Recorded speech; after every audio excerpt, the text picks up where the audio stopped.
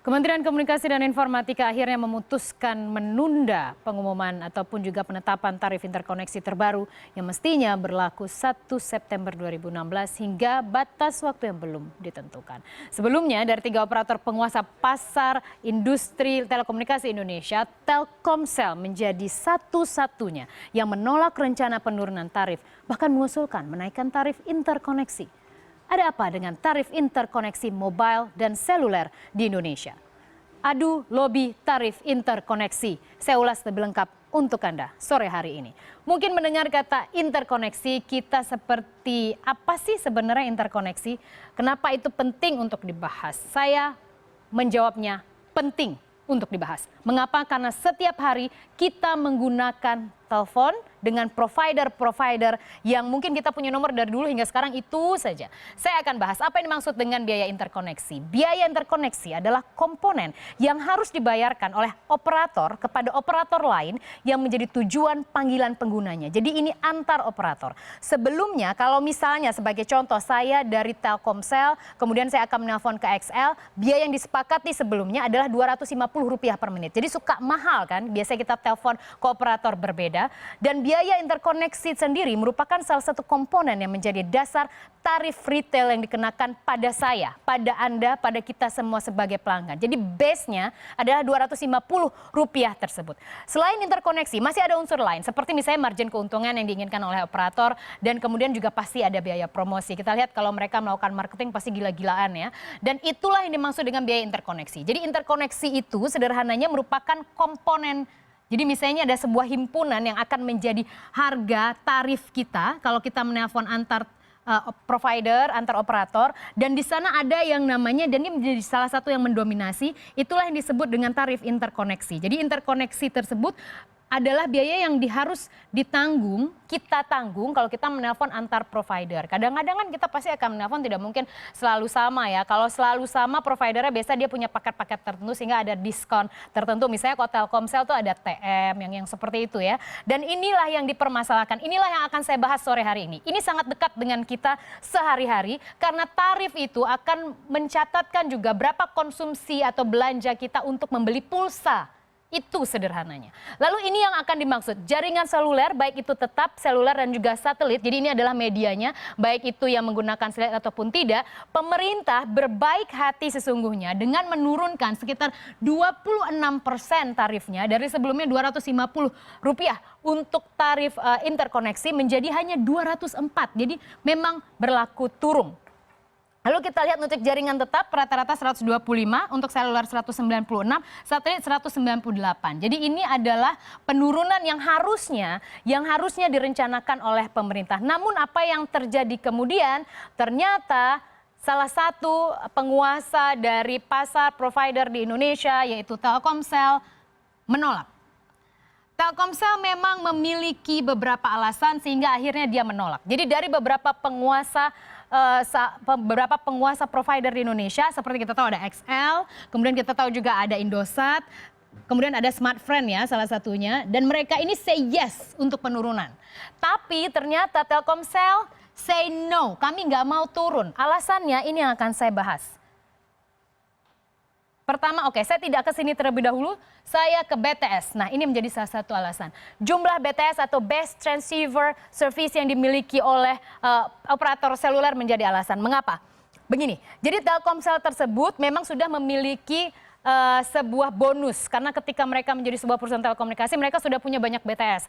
Ya, infrastrukturnya sudah punya banyak sekali. Kita lihat jumlah BTS mereka itu adalah 118,7. Jadi BTS tersebut adalah media, kalau kita biasa lihat tower-tower, Anda bisa lihat tower untuk menyambungkan frekuensi Anda untuk menghubungi via telepon ataupun juga data. Telkomsel punya paling banyak 118,7. XL punya hanya separuhnya 66,4 saja. Kemudian ini adalah 66,4 ribu unit ya. Jadi 66 ribu banyak sekali. Sementara mereka punya lebih dari 118 ribu unit. Sementara untuk Indosat Ooredoo sendiri juga sedikit di bawah Telkomsel. Kita lihat 52,3 ataupun 52.300 ribu unit. Dan kita lihat Telkomsel itu memiliki 2 kali lipat dari yang dimiliki oleh dua penguasa provider lain di Indonesia. Ini yang menjadi alasan mereka. Telkomsel tidak ingin menurunkan karena mereka memiliki argumentasi infrastruktur mereka butuh maintenance. Alasan, boleh dong alasan. Walaupun saya sebagai konsumen yang namanya turun ya konsumen pasti senang. Saya senang banget kalau mau diturunin. Tapi kenapa alasan Telkomsel? Maintenance. Kita lihat nanti. Apakah memang maintenance menjadi alasan yang masuk akal sehingga Telkomsel menolak untuk menurunkan tarif. Bahkan tidak hanya menolak, tapi mereka bahkan mengusulkan untuk naik. Keren ya, Telkomsel udah nolak usulan pemerintah, malah mengusulkan naik. Kita lihat, dari yang sebelumnya pemerintah tadi menurunkan 26% ya, tapi mereka malah mengusulkan untuk naik menjadi Rp285 per menit. Ini, artinya apa kalau mereka berencana naik? Naik lagi tarif kita kalau mau nelpon. Mahal jadinya kalau kita mau beli pulsa kan pasti kebutuhan pulsa per bulan jadi makin bengkak gitu. Padahal keuntungan Telkomsel kita lihat pada tahun ataupun Telkom pada tahun 2015 saja mereka itu pendapatannya lebih dari 100 triliun rupiah. Kita tidak bicara laba bersih, tapi pendapatan saja. Udah gede loh seharusnya. Tapi mungkinlah mereka punya pertimbangan lain, akhirnya mereka menolak. Dan untuk memutuskan kapan akan menurunkan tarif interkoneksi tersebut, harus ada yang namanya kesepakatan semua provider. Ketika Telkomsel mengatakan tidak, pemerintah akhirnya melunak. Jadi interkoneksi yang harusnya turun, saya udah seneng ya, udah mau akan turun nih gitu. Yes. Dan ternyata ditunda lagi. Jadi kegembiraannya tunda terlebih dahulu. Selain itu, menjadi penting juga kita bahas bahwa ternyata Telkomsel itu memiliki pelanggan paling banyak di Indonesia. Jadi biasanya sudah di atas angin ya Telkomsel. Jadi sudah pede. Gini loh sederhananya, Telkomsel tuh pasti berpikir mungkin seperti ini ya. Ini asumsi saya. Jadi mungkin masa sih orang mau ganti nomor handphone apalagi yang sudah punya kolega banyak gitu ya. Kan penting nomor yang itu jangan diganti-ganti. Biasanya untuk kepentingan bisnis kan seperti itu. Maka mereka percaya diri sekali. Kita lihat 150 juta pelanggan mereka terbesar di Indonesia, terbanyak di Indonesia. Dan artinya apa? Telkomsel ini adalah raja telekomunikasi di Indonesia. Sudah tidak bisa terpungkiri lagi. Mereka menguasai pasar telekomunikasi Indonesia. Dari mana mereka menguasai? Dari Anda yang setia menggunakan nomor-nomor Telkomsel. Dari dulu hingga sekarang. Dari Anda yang selalu beli paket-paket yang selalu mereka tawarkan. Dari situ mereka mendapat pelanggan. Data ini kami dapatkan dari Anda yang setiap hari menggenggam telepon Anda, menggenggam iPad Anda untuk berselancar di internet. Dari situ data ini.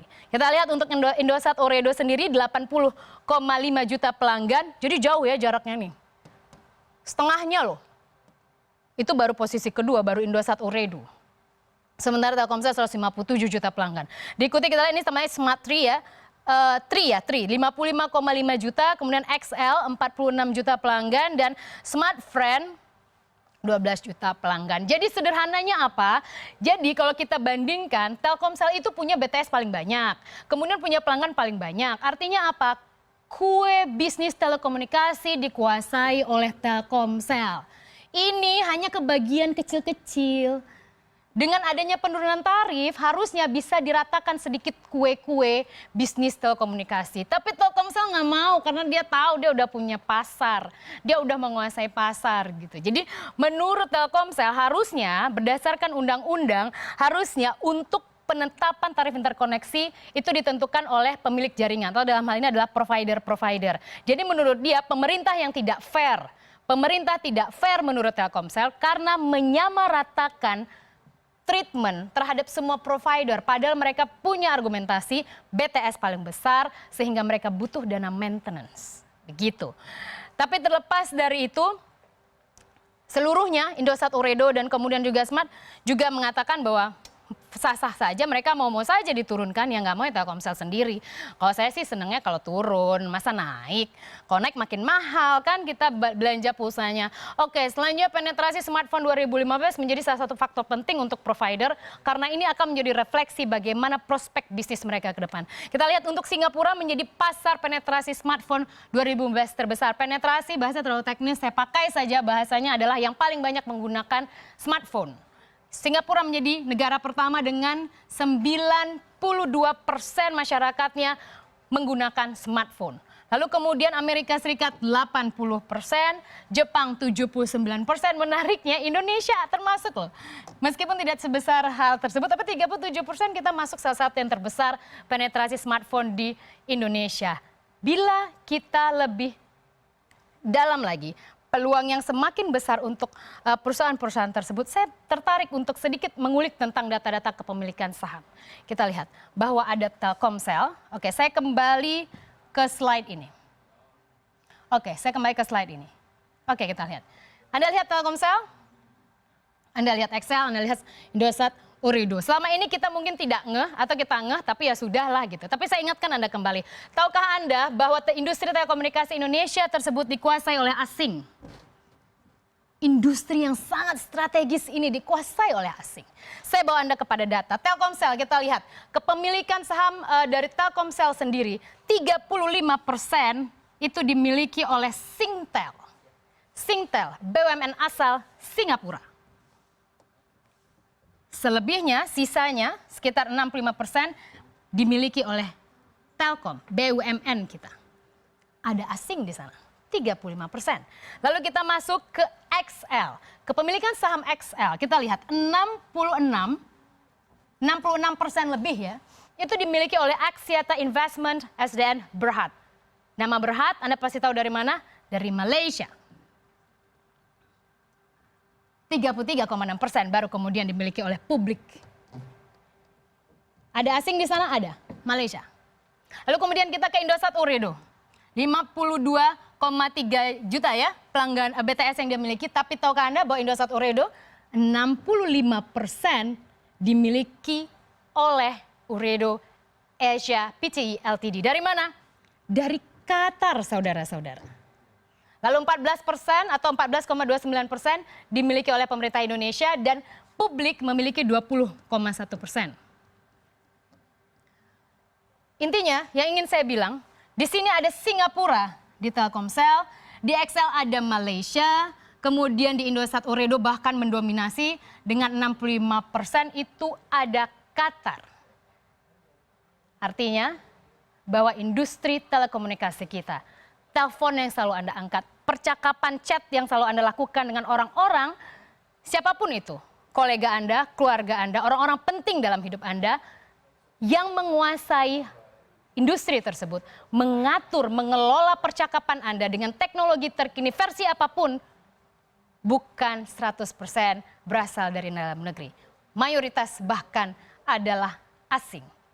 Ironi memang. Industri dengan nilai lebih dari 300 triliun rupiah ini nyatanya justru selalu dipenuhi, disesaki oleh saham-saham asing di perusahaan-perusahaan strategis telekomunikasi di Indonesia.